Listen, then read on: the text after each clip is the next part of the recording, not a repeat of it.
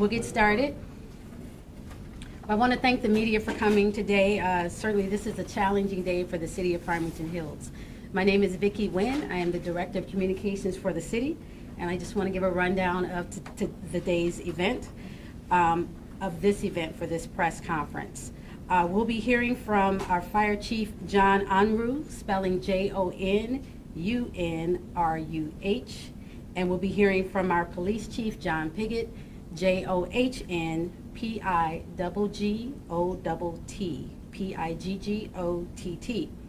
There will also be a review of the body camera footage, and you've been notified that additional footage is forthcoming. We'll also end with some questions, and our formal press release will also be emailed to you. At this time, I'd like to bring up Fire Chief Unruh. Good afternoon, everyone. This morning about 5 a.m., our communications center received a 911 call reporting a fire on 10 Mile just west of Middle Belt Road. They dispatched all 5 of our fire stations, which consists of 23 firefighters. We arrived within 5 minutes.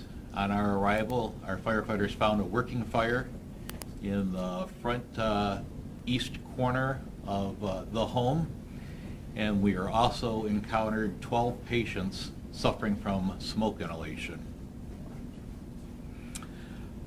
Out of the 12 patients, we have 8 civilians, people that were in the home at the time of the fire, and 4 police officers. Now I'll let Chief Piggott talk about later how the police officers sustained smoke inhalation. The fire was extinguished in about 15 minutes. All 12 people received advanced life support treatment on the scene and transported to a local hospital within 25 minutes. Right now we have staff at the scene that are investigating the fire.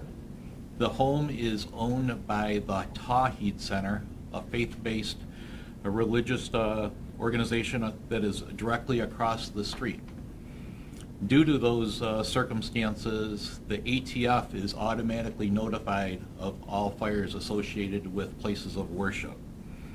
They arrived on scene and spoke with our investigators that are at the scene, that consists of both Farmington Hills firefighters that are trained in fire investigation, and also Farmington Hills police detectives. Our investigative team has not noticed anything suspicious upon their first look, although since the ATF was on the scene and offering up their services for investigative help, we took advantage of their help. So that is the reason that ATF is currently on the scene assisting our investigators, and nothing should be read any further as far as their involvement on the scene. So I can report on the civilians that were transported. There are 8 of them. They range in age from 32 years old to 5 months. Currently, there are 3 that are in critical condition, 3 are stable, and I'm happy to report that 2 have been discharged. I'd like to introduce Chief John Piggott from Farmington Hills Police, and he'll talk about some of the police department's involvement this morning.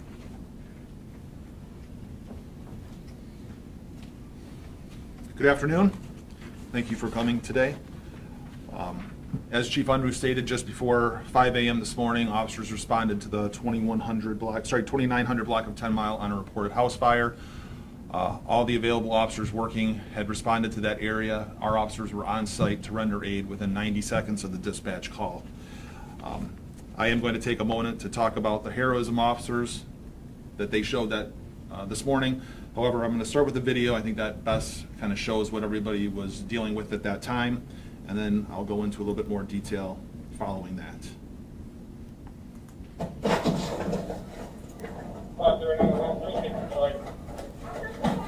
Where are they?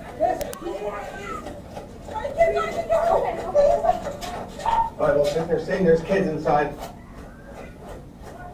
Dave, has anyone I don't think this goes through.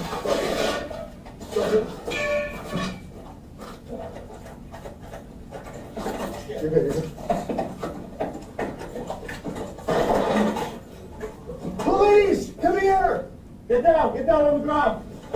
Crawl here, crawl here. Crawl here. You good? Crawl here. Where are you? Crawl here. Hey, give me the kid.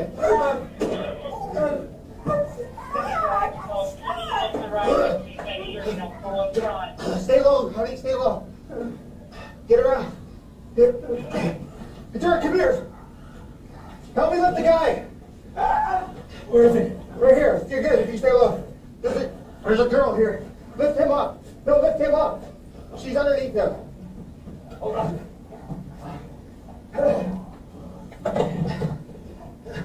Hang on. Come here, sweetie. Sit up. Try and sit up. Hang on. She's wedged. You climb over here. Climb over him. Climb over him. Go that way, go that way, all the way. Go that way. Are you stuck under him, honey?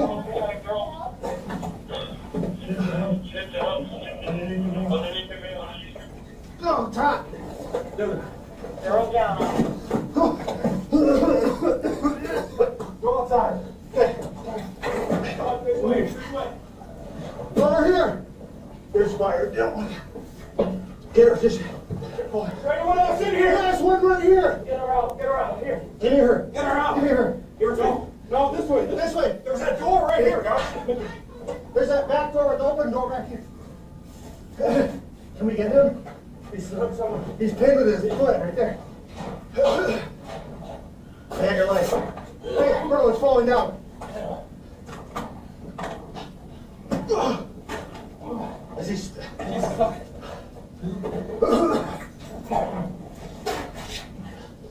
Not there now. Where's that? So we gotta move. Turk, come this way. Turk, we gotta go. Turk, we gotta go. You got him? Here. 506, disregard, we're extracting him now. And we're getting him out. Here.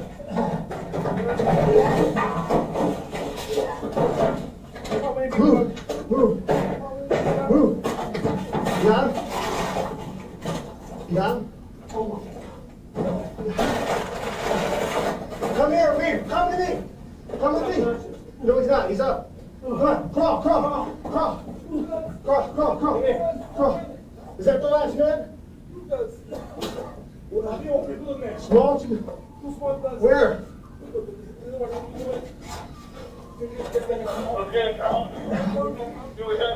How many family members total in the house?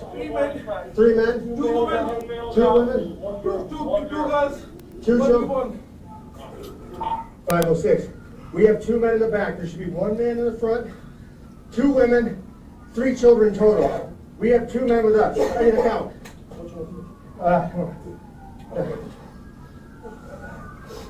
Here, guys, you guys gotta get up. You guys gotta get up. Walk away from the house. Anyone still in here? Where? Where are you? Jacobson, is that you? Yeah. All right, we're getting here. Is there anyone else in there? We don't know. He's shit. Go to the front and get a head count. Go to the front. Get out. Let's close this door and stop the event. All right. 764.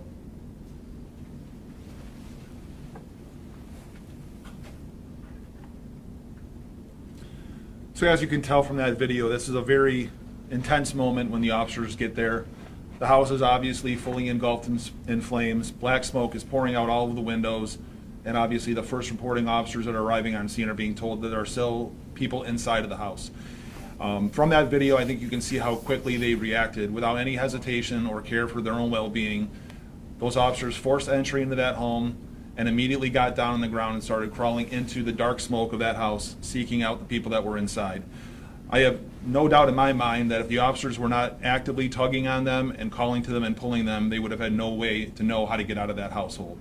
Without the flash flights and the calling for help and the pulling of them, I feel that there's no doubt in my mind that we would have at least 3 fatalities of people that were still inside that house. It just goes to show the dedication that our officers have every day, that go out there and without a second thought to their own safety, going into an environment that, truly we are not firefighters. The risk of going into households like this that are under flames and smoke, the fire department will tell you it's the toxic chemicals that are in the smoke that are every bit as much danger than the flames themselves. And you can see that rolling black smoke that's going over them every second that they're in there, and yet they did not come out. They kept pursuing and penetrating into that house trying to find more people. For that, I couldn't be more proud of the way our officers responded to this event today. I am here, though, to tell you that there is some concern that we have with our officers. As the fire chief said, 4 officers were transported to the hospital, to Corwell Hospital in Farmington Hills, to receive emergency medical aid. Since then, 3 have been transferred to Detroit Receiving Hospital's burn unit on ventilators due to the fact of trouble with their breathing and inability to keep their airways open. So as of right now, we have 3 in serious but stable condition being treated at the Detroit Receiving Hospital in their burn units, 1 who is being continually monitored. So the heroes that I'd like to point out today is Officer Devin Hunt, photographed up here, Officer Nate Shingleton, Officer Turk, and Officer Bukai. Officer Turk, Shingleton, and Hunt right now are on ventilators. Officer Buchai, is currently under observation at the hospital. So I do ask for all the support of the community. I hope for their thoughts and prayers for these officers, and we are praying for not only their full recovery after this incident, but the full recovery of all the innocent people that were trapped inside of the home that are now currently at the hospitals in University of Michigan hospital centers. With that, we can open up for questions. The first names of the other 2 officers, you said? I'm sorry. Devin, Nate. It's Antonetta, I'm sorry. And Officer Turk goes by Dean. It's Muhadin, but we call him Dean. So Dean Turk, D-E-A-N, is what we call him. So. Whose body cam were we watching? I'm sorry, yeah, so that was Officer Hunt's body cam. He was one of the first in there, and we have the others available also. It was just, which one was the best to show you 4 minutes right now, but we have additional that you can look at also. And who was with Officer Hunt? So the first 3 that went in, that was Officer Shingleton, Turk, and Hunt were the first 3 in on that cam review. Officer Buchai, she was on the opposite side of the residence, so she was standing in one of the doorways calling to the residents in the smoke, trying to guide them out of the house additionally. So that's where she received so much smoke inhalation from her position. What's your reaction? We have a family friend who said there's no doubt, in at least his mind, that they would have died. This would have been fatal if it weren't for them. Yeah, I don't think, watching it, that's the benefit of having body cams. You can hear the stories, and when you sit back and you watch the videos, and being someone who's been on the road, we've been to fires like this, you see how quickly these things can happen. Sometimes fires look worse during the daytime. When it's nighttime and you can't see the volume of smoke coming out, it's misleading when they're getting there. Obviously with the amount of flames coming out of the house, they knew that this was basically a fully engulfed residence. And yet, when you kick the door, you have no idea what you're expecting. And so the fact that they're hearing this, and they're humans, they hear this and they know there's people inside. We don't have anything that can help us breathe in these situations. We know the fire department's coming, but in a situation where 90 more seconds, maybe they're all dead. If they did not kick the door and take those 2 minutes in there and start digging through and start pulling them out, there's no doubt. There's no way for them, the people inside, to know how to get out of that house. It was fully filled with smoke. They had obviously lost track of where they were. You could almost see by the body position of some of the victims that it looked like, in the one case right here, it looked like the gentleman was carrying the girl and collapsed on top of her. And so when he went down, not only was he trapped in the residence, pinned between a cabinet, he's approximately 300-pound man laying on top of a girl who's now been breathing. And now our guys are lying on their stomachs trying to pull a 300-pound guy to safety with a girl underneath him. And so you can imagine the stress that they're under at that time, because you don't know how the flames are moving towards you. You don't know what you're inhaling. They're having a hard time breathing, but yet the information is there's still 3 people in the house. So even if they get those 2, they still know there's somebody else there. So, I think this kind of just goes to the selfless nature of our public servants, is that without a second thought, they ran in there. And right now, the hard part is that we have 3 people on ventilators, and we hope they're going to recover from that. So, but that, that it goes to show what kind of men and women that we have working here, that they were willing to do that. And, as their condition progressively got a little worse, I was able to talk to them all today, but, this is the nature of fires and inhalation, is that those effects come on over hours sometimes. And over the last few hours, their condition were getting worse and worse until they had to be transferred. But every one of them wasn't asking questions about themselves. They were asking what was going on with the family, like did they make it? So that kind of shows where their hearts and their minds are. Do you do a lot of fire training with your officers, train with the fire department for these types of scenarios? We do train with the fire department, so we are aware of the risks that go in. I hate to say, like, sometimes the fire department calls us the blue canaries because we tend to run into these situations.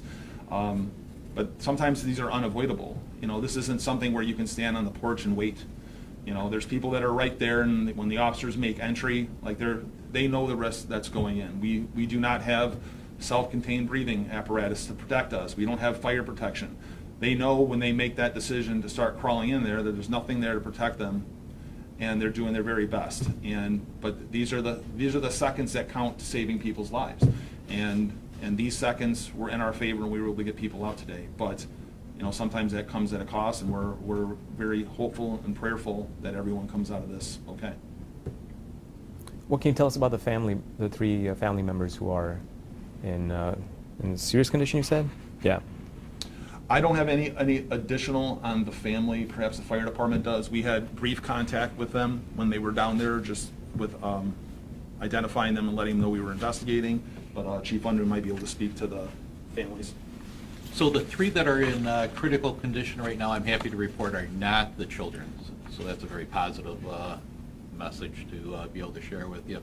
The other thing, I just spoke to the investigators before I came in here, and they can confirm that there were no working smoke alarms within the home. And I can't emphasize how much these small electronic things work, and they save lives every day. And if you're a Farmington Hills resident, you can call fire headquarters and you can get them installed for free. So there's no doubt that if they would have had a working smoke alarm, we'd be having a different conversation, and probably there would not be anybody in the hospital. What do their efforts say to you as a fireman, the character of these officers to run in there for zero concern for themselves? So I think it's natural. Anybody that's a public safety professional, we're out here to save the public, we're out here to serve the public, and I think it comes natural. Same thing if we were on a scene where we needed to assist a police officer in some fashion and it wasn't a fire or an EMS run, our staff would jump in equally as well. Are you able to walk us through quickly when you guys got there? What was the kind of scene when you guys got there? So it's a very chaotic scene from the standpoint that we were dealing with the fire and then had 12 injured people at the same time. And we were spread pretty thin initially. We took care of the sickest of those that were injured, and at the same time a great fire suppression crew was put together and extinguished the fire very rapidly as well. But obviously our priorities were to treat the injured and the sick. Can you tell us about the 4 officers, how long they've been at the force? And So all the officers have less than 5 years of experience. Officer Turk actually came to us from a public safety department, so he was familiar with firefighting as one of his services prior to coming here. So there's probably some level of confidence that he had a little greater knowledge of the fire side of things going in. Officer Hunt is a veteran of the armed forces who has served overseas, and he's the one that you heard talking the most, so you could certainly hear him taking command of the scene and really trying to get information out, head counts, to make sure we were accounting for not only our people, but the people that were there. Officer Shingleton and Officer Bukai both were promoted from our cadet ranks within the last few years, so they've only worked for Farmington Hills. And almost to second that, I think Chief Unruh and his crew, the medics did an outstanding job taking care of all of our people. And to Corwell Hospital, we have a very good working relationship with them, and the amount of care that they gave our people, really all the people involved, but I will go out of my way to say that I really appreciated the efforts that they had taking care of our personnel and providing them all the care that they had, and even to the responding officers and detectives who came down to check on the status of our people. They really were very professional and very good to not only ourselves, but the families that were coming down. And the level of care was fantastic, and you know that work relationship was very beneficial today in helping everybody. So They really didn't know what they're running into, just put people first. no, that's the unusual part about it. Like the chief said, like they were out within 2 minutes, and the officers from the time that call came out, they were there kicking a door within 90 seconds, and you can kind of see, like when they're walking up, all they see is a house fully involved in flames. And it's, you don't know that necessarily. You're thinking people are there, but when you get there and there's someone laying on the ground coughing who's saying there's people stuck inside, like that's in your immediate moment. Like now you immediately go into life preservation mode and you have to act. And that's where we're fortunate. Like we have people that act. Failure to act is going to result in people dying. And that's where you're proud that all the training and all their instincts went to this. Like their instincts were to save lives. And when you watch the video for the first time, and you see the officer running up to that front door and without a hesitation kick the door and go straight in. There wasn't any hesitation. And that's the kind of thing that you can train for, but when it's time, do people do it? And here's another example where our officers or our firefighters are put to the test, and when they had to act, they did. And these seconds are all the difference in the world between saving someone's life and someone dying. And so that's the part that is very impressive and humbling as a leader of an organization to see our people do that. How many people lived in the house total at the time of the fire? You know how many people? I think our information were 8 were in the house at the time of the fire. No, but how many people lived there? I believe all 8. Okay. Can you say anything? You said you spoke with the officers. What did they tell you? Yeah, I was able to speak to 3 of them before they went on the ventilators. And again, all of them, that was their biggest concern. One, how were the people that they pulled out, and how are their fellow officers? And it's humbling to hear them not talking about themselves, especially when you're sitting there talking to them and you're trying to get a hold of their wives or their significant others because they're in the hospital, and things could get worse, and suddenly their questions are just like, did the kids make it? Did everybody make it? Where are they? Are they here? How about the other officers? And so even in those moments when they're in a hospital bed, it's still not necessarily about them.